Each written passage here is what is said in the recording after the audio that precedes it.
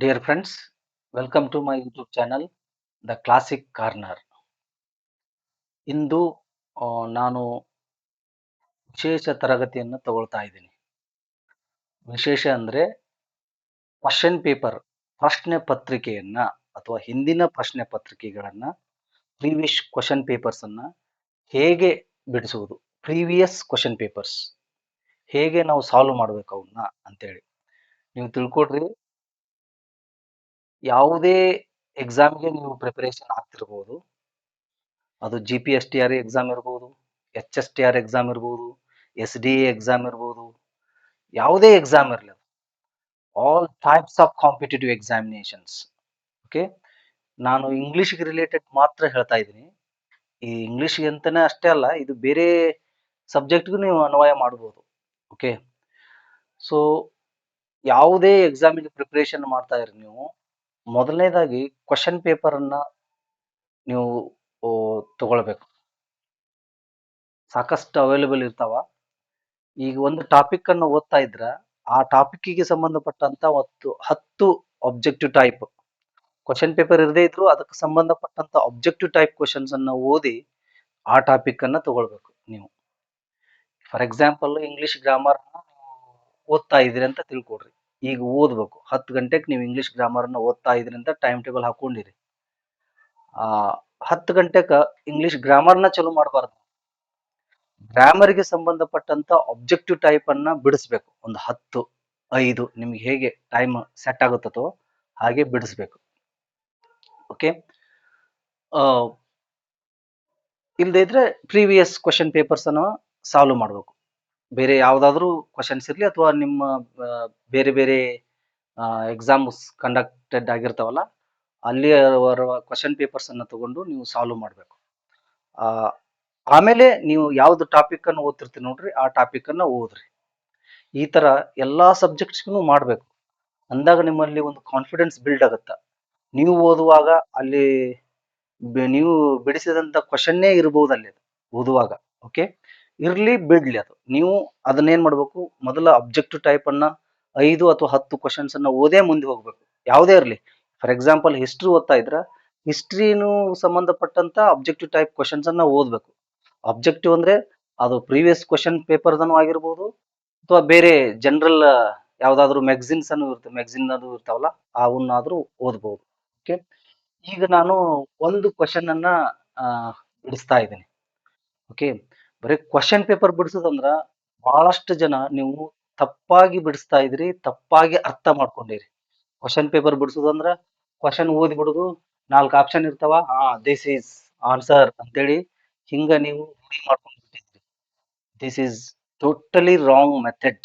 Okay, ನೀವು question paper ಬಿಡಿಸಿದ್ರೆ ತಿಳ್ಕೊಡ್ರಿ, 100 ಕ್ವಶನ್ಸ್ ಇದ್ದಂತ ಕ್ವಶನ್ ಪೇಪರ್ ಅನ್ನು ಬಿಡಿಸಿದ್ರೆ ನೀವು 1 ತಿಂಗಳು ಓದ್ದಂಗ.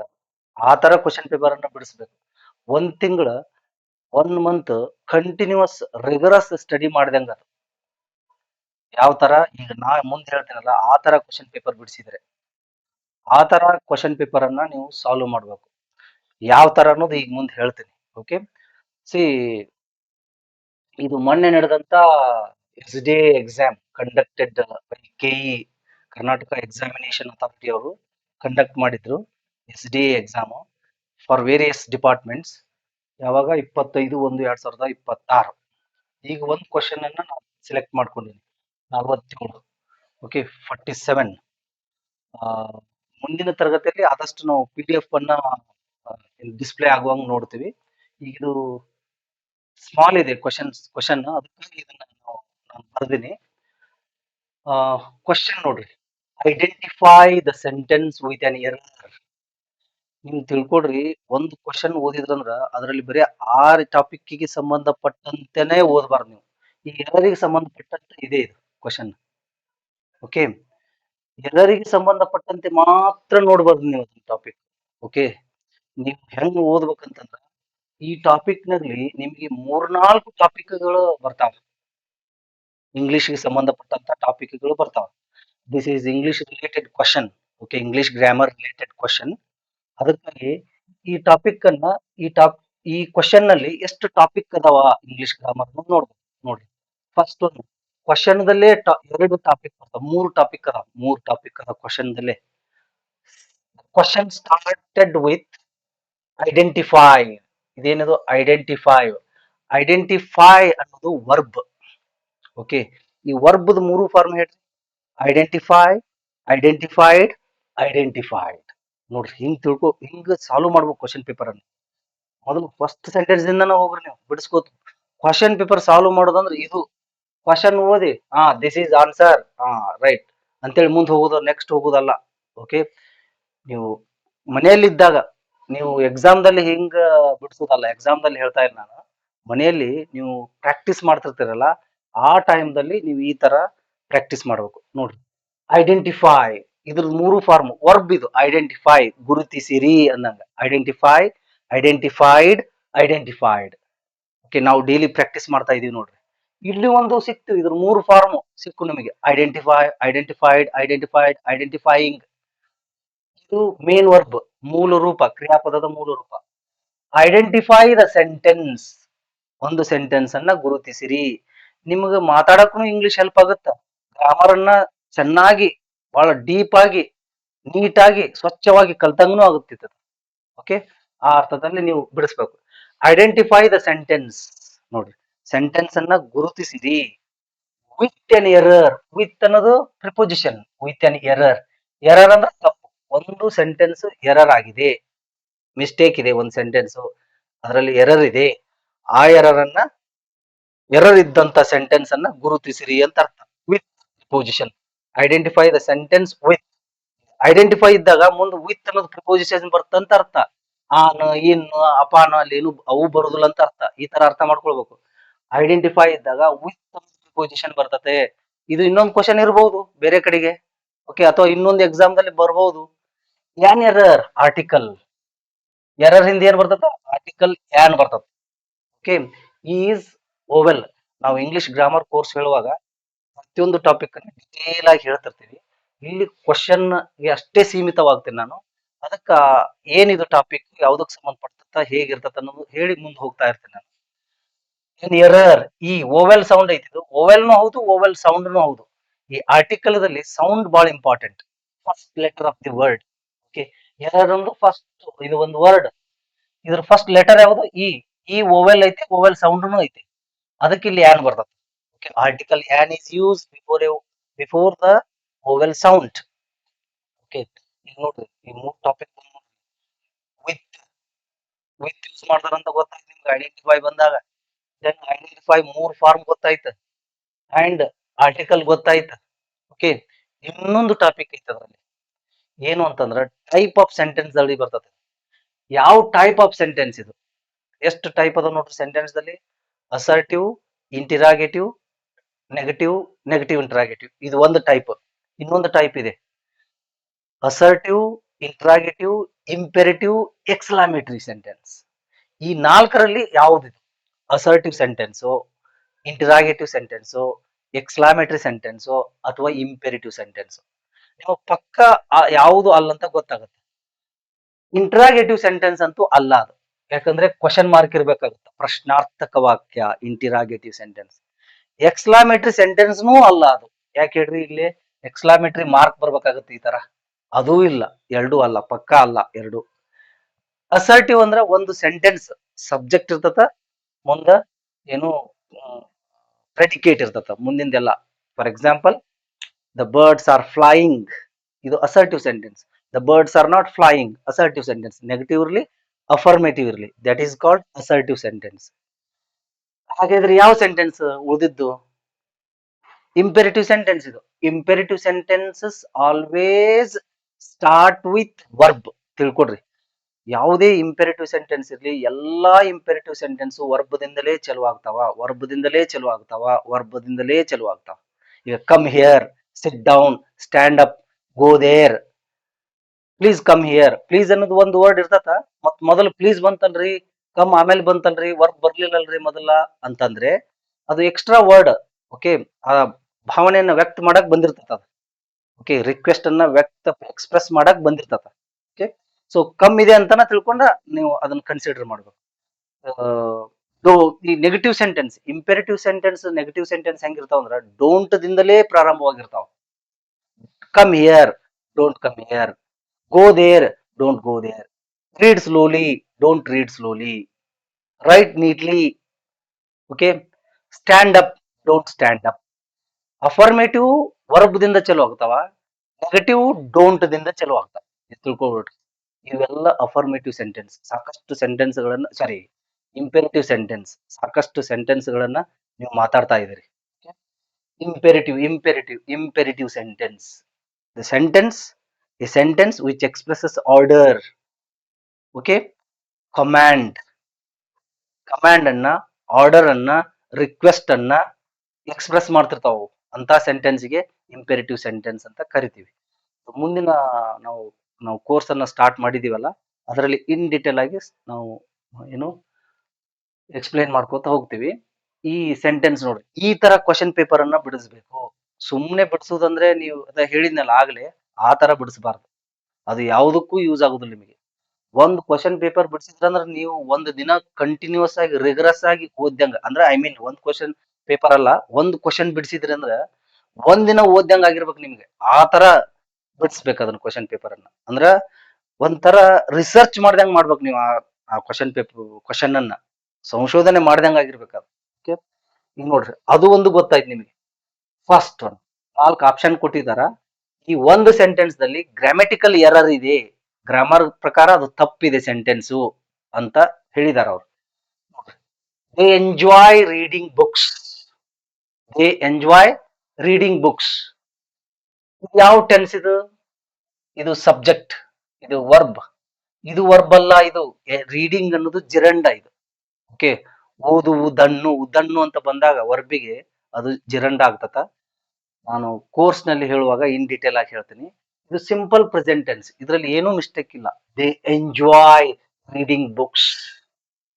ಓಕೆ. ಅವ್ರು ರೀಡಿಂಗ್, ಪುಸ್ತಕ ಓದುವುದನ್ನು ಎಂಜಾಯ್ ಮಾಡ್ತಾರ ಅವ್ರು. ಓದುವುದನ್ನು, ಬರೆಯುವುದನ್ನು, ಹೋಗುವುದನ್ನು, ಓಕೆ, ಭೇಟಿ ಆಗುವುದನ್ನು. They enjoy meeting the students. Okay.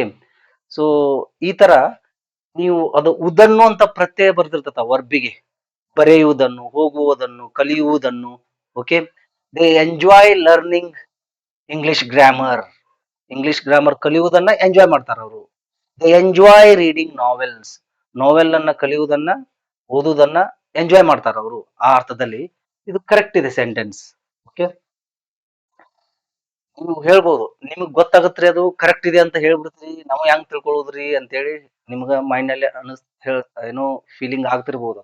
ಆದರೆ ಈಗ ನಾವು ಅದನ್ನ ಇನ್ ಡೀಟೇಲ್ ಆಗಿ ಈ ಗ್ರಾಮರ್ ಟಾಪಿಕ್ ನಲ್ಲಿ ನೋಡಿದೀವಿ. ನಾವು ಅದನ್ನ ಸಿಂಪಲ್ ಪ್ರೆಸೆಂಟ್ ಹೇಳುವಾಗ ಸಿಂಪಲ್ ಪ್ರೆಸೆಂಟ್ ಟೆನ್ಸ್ ಹೇಳುವಾಗ ಡೀಟೇಲ್ ಆಗಿ ನಾವು ಡಿಸ್ಕಷನ್ ಮಾಡಿದೀವಿ. ಅದನ್ನ ನೀವು ನೋಡ್ಬೇಕು, ಗೊತ್ತಾಗತ್ತ. ಓ, ಇದು ಕರೆಕ್ಟ್ ಇದೆ ಸೆಂಟೆನ್ಸ್ ಅಂತ ಹೇಳಿ. Then, he don't have any siblings. He don't have any siblings. ಇದು ರಾಂಗ್ ಇದೆ. ಹೆಂಗಿದೆ ಅನ್ನೋದು ಆಮೇಲೆ ನೋಡೋಣ. ಈಗ ನೆಕ್ಸ್ಟ್ ಒನ್ ಬರ್ರಿ. She can sing very well. ಇದು ಕರೆಕ್ಟ್ ಇದೆ. She can sing very well. ನೋಡ್ರಿ, ಇದ್ರಲ್ಲಿನೂ ಅರ್ಥ ಮಾಡ್ಕೊಳ್ಬೇಕು. ವೆಲ್ ಅನ್ನೋದು ಎಡ್ವರ್ಬ್, ವೇರಿ ಅನ್ನೋದು ಎಡ್ವರ್ಬ್. ಓಕೆ. ಈ ಕ್ಯಾನ್ ಅನ್ನೋದು ಎಕ್ಸಿಲರಿ, ಇದು modal verb, modal verb. Okay. Can modal verb, well adverb, very adverb. ಹ್ಯಾಂಗ್ರಿ ಅಂತ ಕೇಳಿದ್ರ ನಾವು ಒಂದೊಂದ ಡಿಸ್ಕಷನ್ ಮಾಡ್ತಾ ಹೋಗಿವಿ ಹಿಂದಿನ ಚಾಪ್ಟರ್ದಲ್ಲಿ, ವಿಡಿಯೋದಲ್ಲಿ. ಅಲ್ಲಿನೂ ಡಿಸ್ಕಷನ್ ಇನ್ನೊಮ್ಮೆ ಮಾಡೋನು. ಈಗ ಈ ಕ್ವಶನ್ಗೆ ಸೀಮಿತವಾಗ್ತೇನೆ ನಾನು. ವೆಲ್ ಅನ್ನೋದು ಎಡ್ವರ್ಬ್ ಅಂತ ಮಾತ್ರ ಇಟ್ಕೊಡ್ರಿ. ಇದು ನೆನಪಿರ್ಲಿ ಅಷ್ಟೇ ನಿಮ್ಗೆ. ಅಂದ್ರೆ ಇನ್ನೊಂದು ಟಾಪಿಕ್ ಕಲ್ತಂಗ ಆಯ್ತು. ಈಗ ಅದೇ ಹೆಂಗೆ ಅನ್ನೋದು ಆಮೇಲೆ ಡಿಸ್ಕಷನ್ ಮಾಡೋಣ ಅದನ್ನ. ಬಟ್ ಈ ವೆಲ್ ಅನ್ನೋದು ಎಡ್ವರ್ಬ್ ಅಂತ ನಿಮ್ಮ ಮನಸ್ಸಿನಲ್ಲಿ, ವೇರಿ ಅನ್ನೋದು ಎಡ್ವರ್ಬ್ ಅಂತ ನಿಮ್ಮ ಮನಸ್ಸಿನಲ್ಲಿ ಇರ್ಲಿ. ಒಂದು ಎಡ್ವರ್ಬ್ ಇನ್ನೊಂದು ಎಡ್ವರ್ಬ್ ಬಗ್ಗೆ ಹೇಳ್ತಿರ್ತದ. ಓಕೆ. ಅದು ಎಡ್ವರ್ಬ್. ಅದಕ್ಕಾಗಿ ಎರಡು verb. Okay. See she can, ಅವಳು ಬಹಳ ಚೆನ್ನಾಗಿ ಬಲ್ಲಳು. Okay. She has ability to sing very well. ಆ ಶಕ್ತಿ ಅವಳಲ್ಲಿದೆ, ಚೆನ್ನಾಗಿ ಹಾಡುವಂತ ಶಕ್ತಿ ಅವಳಲ್ಲಿದೆ. Can expresses ability. Okay. Ability of the speaker. ತಿಳ್ಕೊಡ್ರಿ, ಇವು can, could, may, might, need, dare, okay, have, has, had, have to, has to, may, might, ಇವೆಲ್ಲ ಮಾಡೆಲ್ಸ್ ಅಂತಾರೆ, ಮಾಡೆಲ್ ವರ್ಬ್ಸ್ ಅಂತಾರೆ. Because they you know they express mood of the speaker. They express the attitude of the speaker. ಅವು ಕ್ರಿಯಾಪದವನ್ನ, ಅಲ್ಲಿ ಕ್ರಿಯಾಪದವನ್ನ ಇರ್ತಾವ. ಕ್ರಿಯಾಪದ ಯಾವಾಗ್ಲೂ V one form ದಲ್ಲಿ ಇರ್ತಾವ. ಸ್ಟ್ಯಾನ್ ಮುಂದ ವಿ1, ಕುಡ್ ಮುಂದ ವಿ1, ಮೇ ಮುಂದ ವಿ1, ಮೈಟ್ ಮುಂದ ವಿ1, ವಿ1ನೇ ಯೂಸ್ ಮಾಡ್ಬೇಕು. ಯಾವುದೇ ಆಕ್ಸಿಲರಿ ಫಾರ್ಮ್ ಅನ್ನು ನೀವು ಯೂಸ್ ಮಾಡ್ತಾ ಇದ್ರ ವರ್ಬ್ ಯಾವಾಗ್ಲೂ ವಿ1 ಫಾರ್ಮ್ ದಲ್ಲಿ ಇರ್ತತ. ಅದು ಒಂದ್ ವೇಳೆ ಪಾಸ್ಟ್ ಟೆನ್ಸ್ ಆಗಿದ್ರಂದ್ರ ಅದ್ರ ಮುಂದೆ ಹ್ಯಾವ್ ಬರ್ತಿರ್ತತ. Might have, would have, could have, should have, must have, okay, ought to have. ಅದು ಪಾಸ್ಟ್ ಟೆನ್ಸ್ ಆಗಿದ್ರ.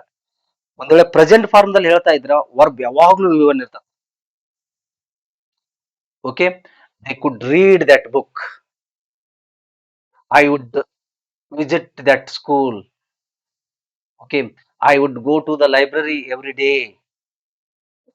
ಗೋ ಯಾವಾಗ್ಲೂ ವಿ1 ಫಾರ್ಮ್ ನಲ್ಲಿ ಇರ್ತದೆ. ಶಿ ಕ್ಯಾನ್ ಸಿಂಗ್, ವಿ1 ಐತೆ. ಸಿಂಗ್, ಸ್ಯಾಂಗ್, ಸಂಗ್. ನೀವು ಅಲ್ಲಿ ಈ ಆಪ್ಷನ್ ನೋಡುವಾಗ ಅದನ್ನ ನೋಡ್ಬೇಕು, ಅಲ್ಲಿ ಏನ್ ಮತ್ತೇನ್ ಕಲಿಬಹುದು ನಾನು, ಮತ್ತೇನ್ ಕಲಿಬಹುದು ನೀ. ಸಿಂಗ್ ಇನ್ನು 2 ಫಾರ್ಮ್ ಅನ್ನ ಕಲಿಬಹುದು. ಸಿಂಗ್, ಸ್ಯಾಂಗ್, ಸಂಗ್. ಅಂದ್ರ ನಿಮ್ಮ ಲರ್ನಿಂಗ್ ಫಾಸ್ಟ್ ಆಗುತ್ತ, ನಿಮ್ಮ ಜ್ಞಾನ ಫಾಸ್ಟ್ ಆಗಿ ವೃದ್ಧಿ ಆಗ್ತತ ಈ ತರ ಮಾಡಿದ್ರೆ. ನೀವು ಎಲ್ಲವನ್ನು ಪುಸ್ತಕ ಹಿಡಿದು ಓದಿ ತಲೆಯಲ್ಲಿ ಇಟ್ಕೊಳಕ್ ಆಗುದಿಲ್ಲ.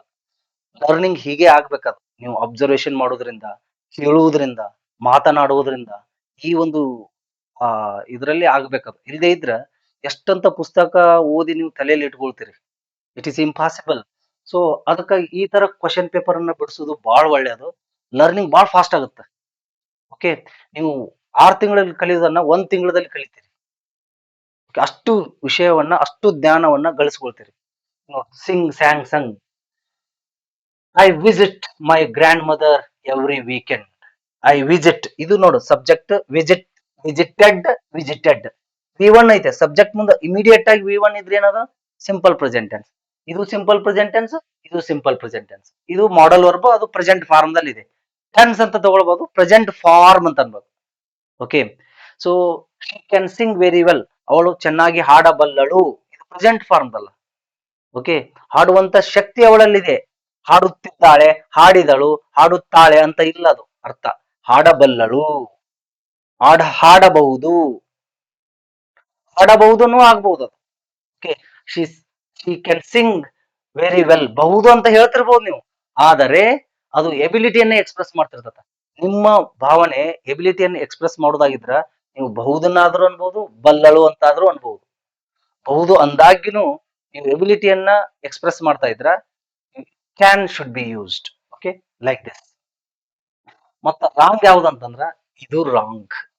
Okay, he don't have any siblings. Siblings ಅಂದ್ರ ರಿಲೇಟಿವ್ಸ್. ಓಕೆ, ಈಗ ನೋಡಿ, ಹಿ ಡೋಂಟ್, ಇಲ್ಲಿ ಹಿ, ಶಿ ಇಟ್ಟಿದ್ದಾಗ ಡೋಂಟ್ ಬರೋದಿಲ್ಲ, ಈ ಡಸಂಟ್ ಬರ್ತದೆ. ಆಕ್ಚುಲಿ ಇದು ಏನಿದು ಎಕ್ಸಿಲರಿ, ಇದು ಟೆನ್ಸ್ ಅಲ್ಲ. ಟೆನ್ಸ್ ಇವೆರಡೆ, V simple present tense, simple present.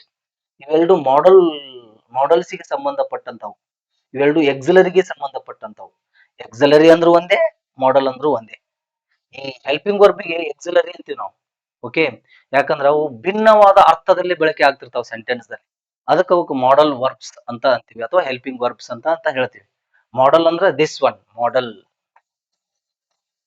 Not this one. ಇದು ಅಲ್ಲ ಮಾಡೆಲ್, ಇದು model. Model mood of the speaker, like this. Okay, ಇದು ಹೇಗೆ ಅಂತ ಡಿಸ್ಕಷನ್ ಮಾಡೋಣ ನಾವೇ ನೆಕ್ಸ್ಟ್.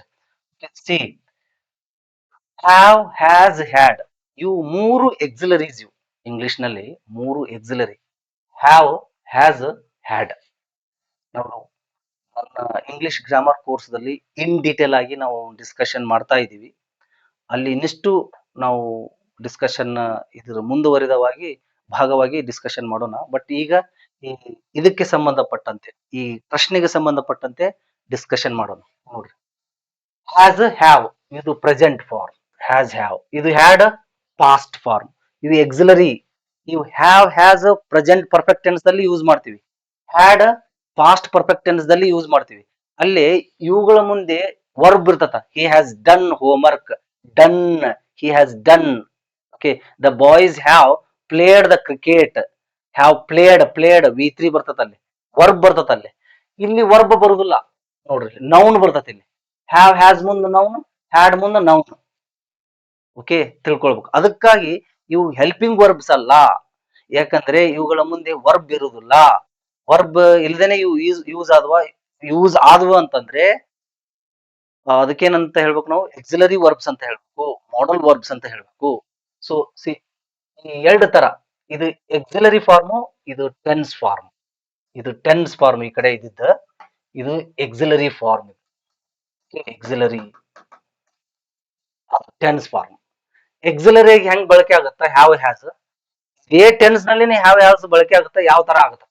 ಓಕೆ, ಹ್ಯಾಡ್ ಎಕ್ಸಿಲರಿ ಆಗಿ ಬಳಕೆ ಆಗುತ್ತಾ, ಟೆನ್ಸ್ ಫಾರ್ಮ್ ದಲ್ಲಿ ಅದನ್ನ ಬಳಸ್ತೀವಿ ನಾವು.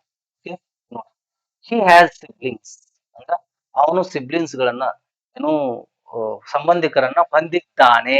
ಹೊಂದು ಅನ್ನೋದು ಅರ್ಥ ಇರ್ತದೆ ಹ್ಯಾಸ್ ಅನ್ನೋದಕ್ಕ. ಓಕೆ, ಹ್ಯಾವ್ ಅನ್ನೋದಕ್ಕೆ ಹೊಂದು ಅನ್ನೋದು ಅರ್ಥ ಇರ್ತದೆ.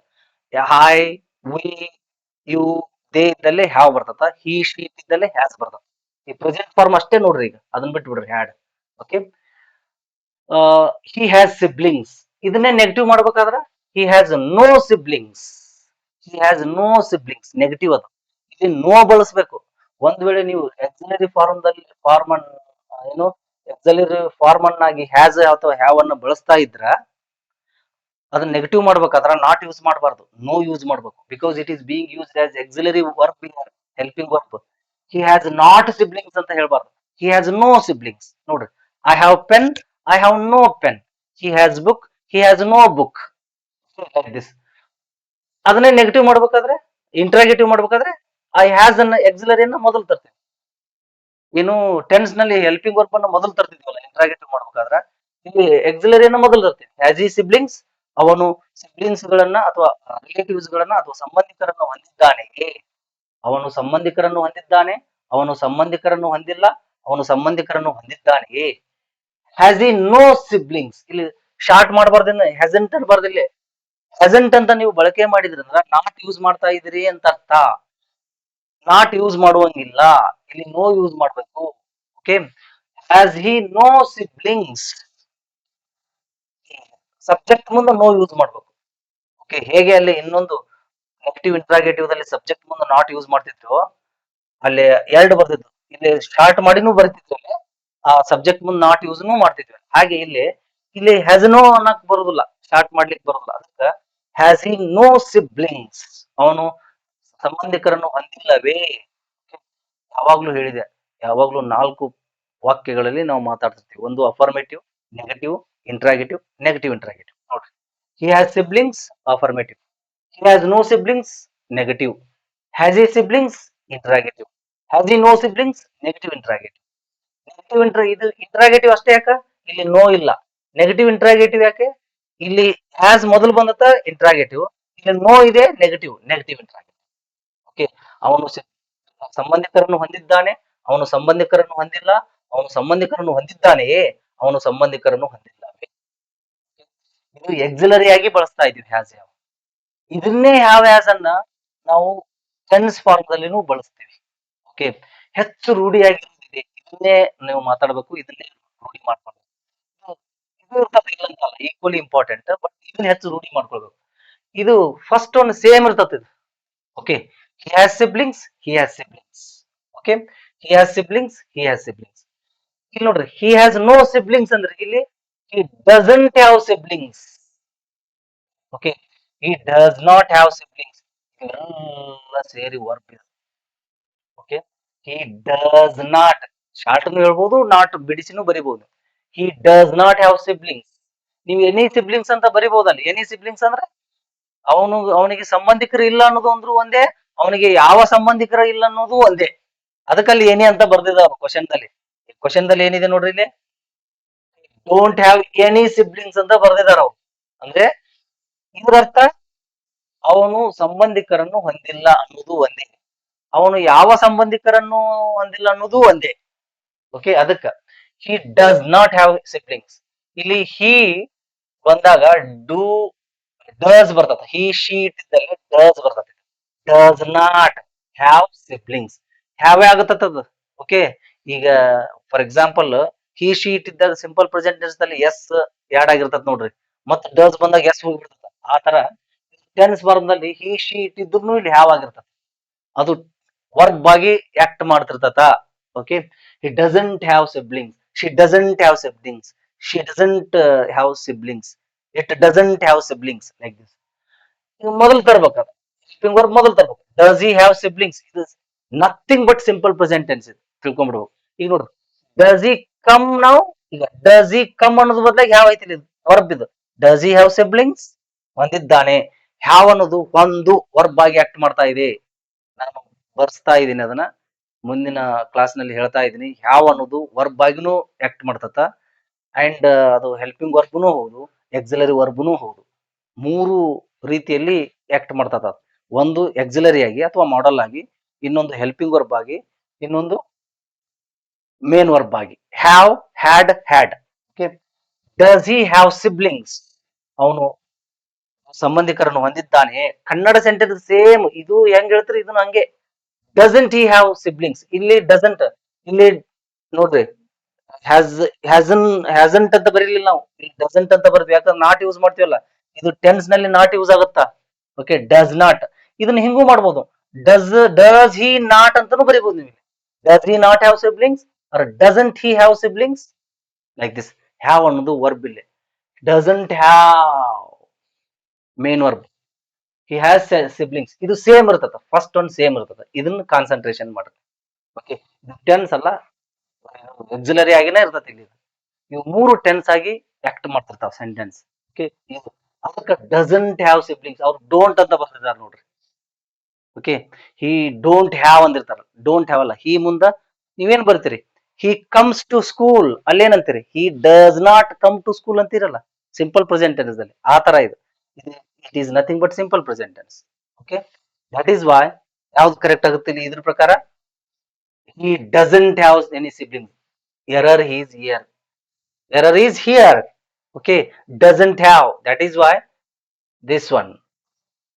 Okay, ಇದನ್ನ ನೀವು ಟಿಕ್ ಮಾಡ್ಬೇಕಾಗಿರ್ತದ, ಅಲ್ಲೇ ಡಾರ್ಕನ್ ಮಾಡ್ಬೇಕಾಗಿರ್ತದ. ಓಕೆ, ನೆಕ್ಸ್ಟ್ ನೋಡ್ರಿ, ಇದು ಪಾಸ್ಟ್ ಟೆನ್ಸ್ ಅಲ್ಲಿ ಸೇಮ್. ಹಿ ಹ್ಯಾಡ್ ಸಿಬ್ಲಿಂಗ್ಸ್, ಇದು ಹೊಂದಿದ್ದಾನೆ, ಹೊಂದಿದ್ದನು. ಒಂದು ಹಿಂದೆ ಭೂತಕಾಲದಲ್ಲಿ ಅವನಿಗೆ ಇದು ಯಾರಿದ್ರು, ಸಂಬಂಧಿಕರು ಇದ್ದರು ಅಂತ ಅರ್ಥ. ಅವನು ಸಂಬಂಧಿಕರನ್ನು ಹೊಂದಿದ್ದನು, ಅವನಿಗೆ ಸಂಬಂಧಿಕರು ಇದ್ರು ಅಂತೀವಿ ನಾವು ಆಡು ಭಾಷೆದಲ್ಲಿ. ಅವನಿಗೆ ಸಂಬಂಧಿಕರು ಅದಾರ್ರಿ, ಹಿ ಹ್ಯಾಸ್ ಸಿಬ್ಲಿಂಗ್ಸ್. ಅವನಿಗೆ ಸಂಬಂಧಿಕರು ಇದ್ರಿ, ಹಿ ಹ್ಯಾಡ್ ಸಿಬ್ಲಿಂಗ್ಸ್. ಅದಾರ್ರಿ ಅನ್ನೋದು ಇದ್ದಾರೆ, ಹೊಂದಿದ್ದಾನೆ ಅನ್ನೋ ಬದಲಾಗಿ ನಾವು ಈ ತರ ಮಾತಾಡೋದಿಲ್ಲ. ಅವನು ಸಂಬಂಧಿಕರನ್ನು ಹೊಂದಿದ್ದಾನೆ ಅಂತ ಮಾತಾಡೋದಿಲ್ಲ, ಅವನಿಗೆ ಸಂಬಂಧಿಕರು ಅದಾರ್ರಿ ಅಂತೀವಿ ನಾವು. ಅಂದ್ರೆ ಅದಾರ ಅನ್ನೋದ ಅರ್ಥ, ಹೊಂದಿದ್ದಾನೆ ಅನ್ನೋದ ಅರ್ಥ ಅದು. ಓಕೆ, ಹಿ ಹ್ಯಾಡ್ ಸಿಬ್ಲಿಂಗ್ಸ್, ಹೊಂದಿದ್ದನು past tense. He had no siblings, ಹೊಂದಿದ್ದಿಲ್ಲ, ಹೊಂದಿರಲಿಲ್ಲ, ಹೊಂದಿದ್ದಿದ್ದಿಲ್ಲ, like this. Had he siblings, ಅವನು ಹೊಂದಿದ್ದನೆ, ಸಂಬಂಧಿಕರನ್ನು ಹೊಂದಿದ್ದನೆ. ಹ್ಯಾಡ್ ಹಿ ನೋ ಸಿಬ್ಲಿಂಗ್ಸ್, ಅವನು ಸಂಬಂಧಿಕರನ್ನು ಹೊಂದಿದ್ದಿಲ್ಲವೇ. ಸೇಮ್ ಇಲ್ಲಿ ಹ್ಯಾಸ್ ಬರ್ತದ, ಇಲ್ಲಿ ಹ್ಯಾಡ್ ಬರ್ತದ ಅಷ್ಟೇ. ಈಗ ನೋಡ್ರಿ, he had siblings, he had siblings, he had siblings. ಇಲ್ಲಿ ಎಕ್ಸಿಲರೀಸ್, ಇಲ್ಲಿ auxiliaries. He had siblings, he had siblings. Okay, ಇಲ್ಲಿ ಡಸ್ ಬಳಕೆ ಮಾಡಿವಲ್ಲ ಸಿಂಪಲ್ ಪ್ರೆಸೆಂಟ್ ಟೆನ್ಸ್ ದಲ್ಲಿ, ಡಸ್, ಡೂ, ಡಸ್ ಬರ್ತಾವ. ಐ, ವಿ, ಯು, ದೇ ಇದ್ದಲ್ಲೇ ಡೂ ಬರ್ತದ. ಇಲ್ಲಿ ಒಂದ್ ವೇಳೆ ಆಯ್ತಂದ್ರ ಐ ಡೋಂಟ್ ಹ್ಯಾವ್ ಸಿಬ್ಲಿಂಗ್ಸ್ ಅಂತ ಹಾಕಿತ್ತದ. ವಿ ಇತ್ತಂದ್ರ ವಿ ಡೋಂಟ್ ಹ್ಯಾವ್ ಸಿಬ್ಲಿಂಗ್ಸ್ ಅಂತ ಆಗ್ತಿತ್ತು. ಯು ಇತ್ತಂದ್ರ ಯು ಡೋಂಟ್ ಹ್ಯಾವ್ ಸಿಬ್ಲಿಂಗ್ಸ್ ಅಂತ ಹಾಕಿತ್ತು. ಅಲ್ಲಿ ಹೀ ಕೊಟ್ಟಿದಾರಲ್ಲ, ಅದಕ್ಕೆ ಡಸ್ ಬರ್ತದ. Nothing but simple present tense, nothing but simple past tense. ಈಗ ನೋಡ್ರಿ, he did not have siblings, did is used in simple present tense. ಇದು ಸೇಮ್ ಇರ್ತದ ಎಕ್ಸಿಲರಿ. ಇವು ಮೂರಷ್ಟೇ ಟೆನ್ಸ್ ಆಗಿ ಕನ್ವರ್ಟ್ ಆಗ್ತಾವ. He did not have siblings, have ಅನ್ನೋದಿಲ್ಲಿ verb, ಅದು ವರ್ಬ್, ವರ್ಬ್, ವರ್ಬ್ ಹ್ಯಾವ್. ಹೆಂಗ ಹೇಳ್ತೀನಿ ನೋಡ್ರಿ, he came to school, negative ಮಾಡ್ರಿ, he did not come to school. Come ಆಗಿ ವಿ1 ಆಗಿ ಕನ್ವರ್ಟ್ ಆಗುತ್ತೆ ನೋಡ್ರಿ. ಯಾವುದೇ ಸೆಂಟೆನ್ಸ್ ನಲ್ಲಿ ನೋಡ್ರಿ ನೀವು, ಡಿಡ್ ಇತ್ತಂದ್ರ ವರ್ಬ್ ಯಾವಾಗ್ಲೂ ವಿ1 ಫಾರ್ಮ್ ದಲ್ಲಿ ಇರ್ತತ, ನೆನ್ಪಿಡ್ರಿ. ಡಿಡ್ ಇತ್ತಂದ್ರ ವರ್ಬ್ ಯಾವಾಗ್ಲೂ ವಿ1 ಫಾರ್ಮ್ ದಲ್ಲಿ ಇರ್ತತ ಒಂದು ಸೆಂಟೆನ್ಸ್ ದಲ್ಲಿ. ಓಕೆ, ಹಾಗೆ ಇಲ್ಲಿ ಡಿಡ್ ಐತಿಲ್ಲ, ವರ್ಬ್ ವಿ1 ಆಗೈತೆ ನೋಡ್ರಿ. ವಿ1 ಹೆಂಗ್ ಅಂತೀರ ಅದಕ್ಕ, ಇದು ವರ್ಬ್ ಆಗಿ ಆಕ್ಟ್ ಮಾಡ್ತತ ಅಂತ ಹೇಳಿದಿನಲ್ಲ. Have, had, had. Go, went, gone ಅಂತ ಹೆಂಗ್ ಅಂತೀರಿ, ಹಂಗ have, had, had. He went to school, he did not go to school. ವಿ1 ಗೆ ಬರ್ತಿರಲ್ಲ, ಹಂಗ ವಿ1 ಗೆ ಬಂದಿವಿ ನಾವ್ ಈಗ. ಡಿಡ್ ಬಂದಿದೆಯಲ್ಲ, ಹಿ ಡಿಡಂಟ್ ಹ್ಯಾವ್ ಸಿಬ್ಲಿಂಗ್ಸ್. ನೀವು ಬಿಡಿಸಿಯಾಗನು ಬಿಡಿಸಿನೂ ಹೇಳ್ಬಹುದು. ಹಿ ಡಿಡ್ ನಾಟ್ ಹ್ಯಾವ್ ಅಂತಾನು ಹೇಳ್ಬಹುದು. ಡಿಡ್ ಹಿ ಮೊದಲು ತರ್ಬೇಕು. ಇಲ್ಲಿ ಹಂಗ ಡಸ್ ಮೊದಲು ತಂದ್ರೆ ಹಂಗ did he have siblings, did he come to school ಅಂತ ಹೇಳ್ತಾ ಡಿಡ್ ಹಿ ಹ್ಯಾವ್ ಸಿಬ್ಲಿಂಗ್ಸ್, ಅವನು ಸಂಬಂಧಿಕರನ್ನು ಹೊಂದಿದ್ದಾನೆ. ಡಿಡೆಂಟ್ ಹಿ ಹ್ಯಾವ್ ಸಿಬ್ಲಿಂಗ್ಸ್, ಅವನು ಸಂಬಂಧಿಕರನ್ನು ಹೊಂದಿರಲಿಲ್ಲವೇ. ಪಾಸ್ಟ್ ಟೆನ್ಸ್ ನೋಡ್ರಿ, ಇಲ್ಲಿ ಸಂಬಂಧಿಕರನ್ನು ಸಂಬಂಧಿಕರನ್ನು ಹೊಂದಿದ್ದನು ಎರಡು ಪಾಸ್ಟ್ ಟೆನ್ಸ್. ಇದು ಎಕ್ಸಿಲರಿ ಫಾರ್ಮ್, ಇದು ಟೆನ್ಸ್ ಫಾರ್ಮ್. ಸಂಬಂಧಿಕರನ್ನು ಹೊಂದಿದ್ದಿಲ್ಲ, ಸಂಬಂಧಿಕರನ್ನು ಹೊಂದಿದ್ದನೆ, ಸಂಬಂಧಿಕರನ್ನು ಹೊಂದಿದ್ದಿಲ್ಲವೇ. ಈ ತರ ಮಾತಾಡೋದಿಲ್ಲ ನಾವು. ಇದು ಇದು ಗ್ರಾಮರ್ ಹೇಳಿದ್ ನಾನು. ಬಟ್ ಮಾತಾಡುವಾಗ ಈ ತರ ಮಾತಾಡೋದಿಲ್ಲ. ಅಲ್ಲಿ ಏನಿರ್ತದ, ಯಾವ ಸಂಬಂಧಿಕರು ಇದ್ರನ ಅವಾಗ ಅಂತೀವಿ ನಾವು. Okay, he did not have any relatives, any siblings. ಇದ್ರನ ಅವಾಗ ಇದ್ರು ಅಂತೀವಿ. ಇಲ್ಲಿ ನಾ ಹೊಂದಿದ್ದನು, ಹೊಂದಿದ್ದಾನೆ, ಹೊಂದಿದ್ದಳು, ಈ ತರ ಮಾತಾಡ್ತಾ ಇದ್ದೀನಿ. ಹಿಂಗಾಗಿ ಮಾತಾಡೋದು ಕಷ್ಟ ಆಗ್ತಾ ಇದೆ. ಓಕೆ, ಏನೇ ಇರ್ಲಿ, ಈ ತರ ನೀವು ಒಂದು ಕ್ವಶನ್ ಪೇಪರ್ ಅನ್ನ ಸಾಲ್ವ್ ಮಾಡ್ಬೇಕು. ಎಷ್ಟು ವಿಷಯಗಳನ್ನ ಕಲಿತೀರಿ ನೋಡು. ಮಾತಾಡೋದು ಗೊತ್ತಾಗುತ್ತ, ಸ್ಪೆಲ್ಲಿಂಗ್ ಮಿಸ್ಟೇಕ್ಸ್ ಏನಾರ ಇದ್ರು ಗೊತ್ತಾಗುತ್ತ, ಗ್ರಾಮೆಟಿಕಲ್ ಎರರ್ಸ್ ಎಲ್ಲ ಗೊತ್ತಾಗ್ತಾವ, ಎಲ್ಲ ವರ್ಬ್ ಫಾರ್ಮ್ಸ್ ಗೊತ್ತಾಗ್ತಾವ, ಆರ್ಟಿಕಲ್ ಗೊತ್ತಾಗ್ತಾವ. ಈ ಒಂದು ರೀತಿಯಲ್ಲಿ ನೀವು ಬಿಡಿಸ್ಕೋತ ಹೋಗ್ಬೇಕು ಪ್ರತಿಯೊಂದು ಕ್ವಶನ್ ಅನ್ನ. ಒಂದು ಕ್ವಶನ್ ಪೇಪರ್ ಹಿಂಗ್ ಬಿಡಿಸ್ರಿ, ಒಂದು ತಿಂಗಳಿಗೆ ಓದಿದ್ದಕ್ಕೆ ಸಮ ಆಗುತ್ತ. ಓಕೆ, ನಾನು ಈ ಇನ್ಮೇಲಿಂದ ಪ್ರತಿ ಬೇರೆ ಬೇರೆ ಕ್ವಶನ್ ಪೇಪರ್ ಕ್ವಶನ್ ತಗೊಂಡು ಸಾಲ್ವ್ ಮಾಡ್ಕೊಳ್ತಾ ಇದೇ ರೀತಿ ಸಾಲ್ವ್ ಮಾಡ್ತಾ ಹೋಗ್ತೀನಿ. You just keep watching the videos if you feel these videos are helpful or useful for your exams. Okay, so we will meet in the next video, next class. Thank you.